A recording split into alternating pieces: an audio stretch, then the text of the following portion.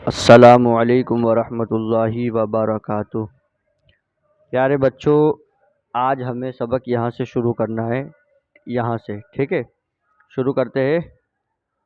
عرب کے کافروں کو اپنی عربی زبان پر بڑا ناز تھا، اور وہ لوگ اپنی عربی زبان کے بل پر دنیا کے تمام انسانوں کو گونگا اور جانور سمجھتے تھے۔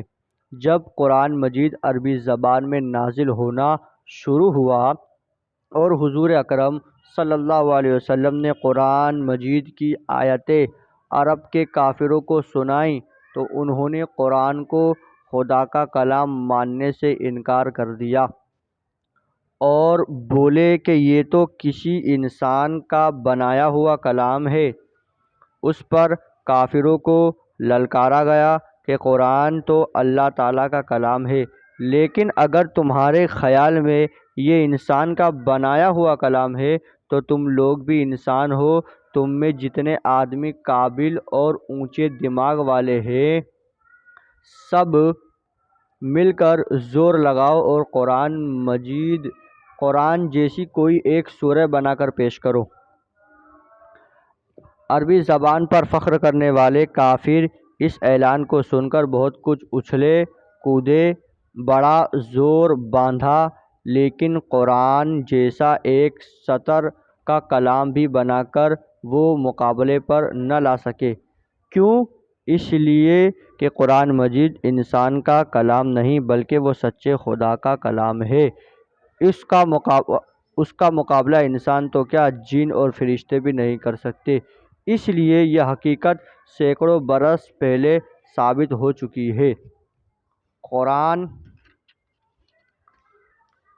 اللہ تعالیٰ کا برحق کلام اور اس کی سچی کتاب ہے۔ پھر آج بھی ہر آدمی سے قرآن کا یہ سوال ہے کہ بتاؤ، تم مجھے خدا کا کلام مانتے ہو یا انسان کا؟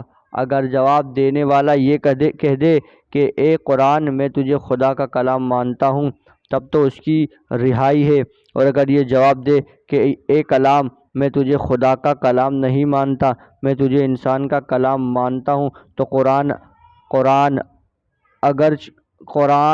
گرج کر فرماتا ہے، اور انکار کرنے والے، تم اتنا کہہ کر چھٹی نہیں پا سکتے۔ سنو، اگر تمہارے گمان میں یہ قرآن انسان کا کلام ہے تو تم بھی انسان ہو، تم بھی قرآن جیسا کلام تیار کر کے میرے مقابلے پر لاؤ، اور اگر تم سے تنہا نہ ہو سکے تو اپنے ساتھیوں کو بلاؤ اور تم سب مل کر میرا مطالبہ پورا کرو۔ لیکن ہمیشہ سے یہی ہوتا رہا ہے کہ قرآن کے اس مطالبے کو سن کر بڑے سے بڑے قابل اور فاضل انسان اپنی ساری چوکڑی بھول گئے اور دم بخود ہو جانے کے سوا ان سے کچھ بن نہ پڑا۔ کیوں؟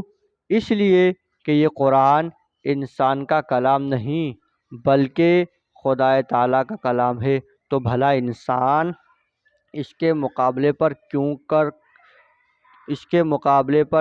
کر ٹھہر سکتا ہے۔ یہ ہو گیا ہمارا ایک سبق پورا، ٹھیک ہے۔ اب اس کے بعد انشاءاللہ یہ پڑھنا ہے ہمیں۔